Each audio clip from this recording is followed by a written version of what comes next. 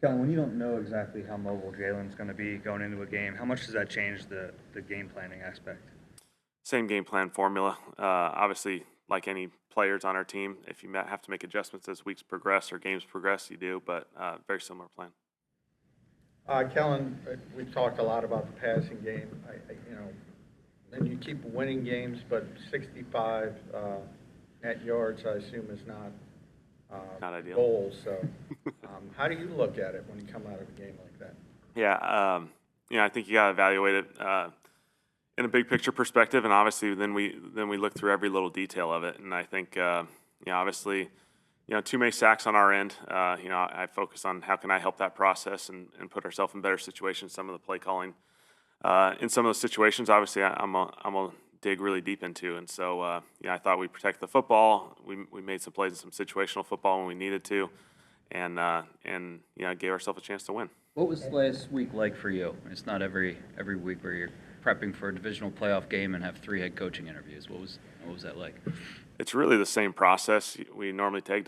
Nothing changes on our preparation for a game. I missed a 4th grade basketball game on Friday night. That's about it. And so, other than that, it's the same process. After Jalen's injury, there were 2 sacks where he took deep drops, and then the safety and the second down drop. I'm sorry, the second down sack on the last drive. Why were those the play calls there when he wasn't moving as well, clearly? Yeah, those are 2 situational calls. Certainly, I dig really deep into whether if you're in that situation again, do you probably give yourself a better opportunity? Certainly, I lean that way. Just going back through it, everything being backed up and playing that situation out, and then in the 4-minute offense, we had some success on some movements, and obviously they played that one really, really well. Last time we played the Commanders, when Jalen went out, they obviously in that second half sold out on stopping Saquon.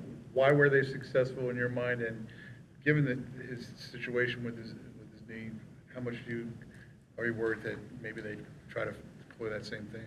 They did a really good job of really gap sound. I thought they did a really good job fitting the gaps. They did a really good job with their pressure plan, having enough different presentations. I thought they really changed up their variety and did a really excellent job. Obviously we felt like we were close on some.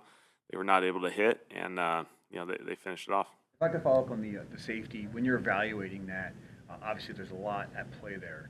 The protection, the defense that they played, the call, and Jalen's decision making. If you could get as granular as you can, how do you assign, I'm not saying blame, but how do you evaluate that and say, okay, this is what should have happened ideally? Yeah, that one's on me. That one's simply on me.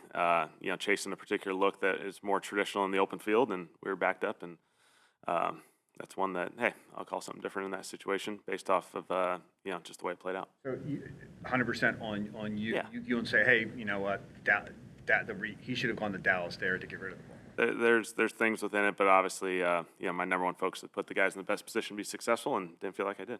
On Jalen's 44-yard touchdown early in the game, obviously it was a zone read with Saquon. I mean, does that kind of show just, if Jalen is a threat running, just how much defenses have to account for that? And, what makes them tougher, Jalen and Saquon tough together? Certainly the combination of Saquon and Jalen backfield is really, really powerful. They do an excellent job of having the threat of both of them. I think Jalen does an excellent job of making decisions within those. Obviously, he has to make decisions a lot of times in those runs, whether to hand it or keep it. He does an excellent job, and I thought that was a really, really cool play. Great decision by him. The offensive line, Landon kind of pinned it. Jordan obviously led the way, and the receivers did a great job with their perimeter blocking. Obviously, there are pass plays that you call where you're hoping for an explosive to come out of it. Are there run plays with Saquon where you're thinking this could get us an explosive? Certainly, there's variables that may increase the odds. Sometimes there's some anticipated probably a little bit more dirty runs, and there's some runs that you're trying to chase something big. Obviously, most runs, if not almost all of them, you're certainly trying to block the first and second level, and then if it gets to the third level, usually that's where the big plays happen. Kellen, how big has it been getting Dallas back, especially these last 2 games? Dallas has done an incredible job in the run game. Certainly want to highlight how important he has been in the run game. Just he's done a great job in there. And then obviously he's made some plays in the passing game. And so, it seems like, we need a play, and he happens to be there. A lot of times when you see top-tier cornerbacks, people tend to shy away. In that last matchup, you guys really attacked Marshawn Lattimore, especially deep. What did you make of that, and what was the decision process behind it? He's obviously one of the best corners in this league.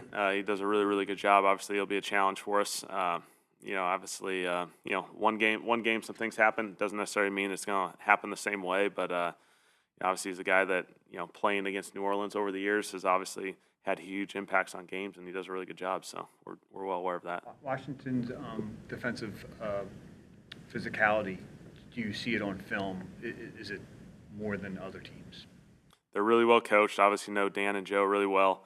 They do an excellent job with that group. They play fast, they play physical, they play confident. That's the secret sauce. They do an excellent job, and you can tell they're all aligned and they're all in sync on defense. They're not going to give you any freebies. They're not going to give you easy things. They're going to make you earn it. I've been around them a lot before this year. Anything about Devontae and AJ's willingness and ability to block surprised you? It's really a testament to the team players they are. They're blocking for each other, for the QB run game, for the running back run game. They just do an excellent job. It's big time. You've been around a lot of good offensive lines in Dallas and now here. What does this group mean to you as a coordinator, just as the group as a whole? Yeah, this group's incredible. Awesome people, first and foremost. They work really, really hard. They're aligned. They work well together, and obviously, I think they certainly bring the physical tone and mentality to our entire football team.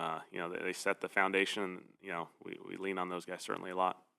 Said it was going to be a similar process to making adjustments based on like Hurts' mobility and how he's feeling throughout the week, as it would be like any other injured player. What information are you taking into account? How much of that is like consulting with the player directly, the medical staff, when you're making those kinds of adjustments on it? Yeah, that stuff's always going to lean on the medical and the player. Obviously, those guys go through their process, and it's just communicated from them to the coaching staff. And so, plenty of conversations as the week progresses.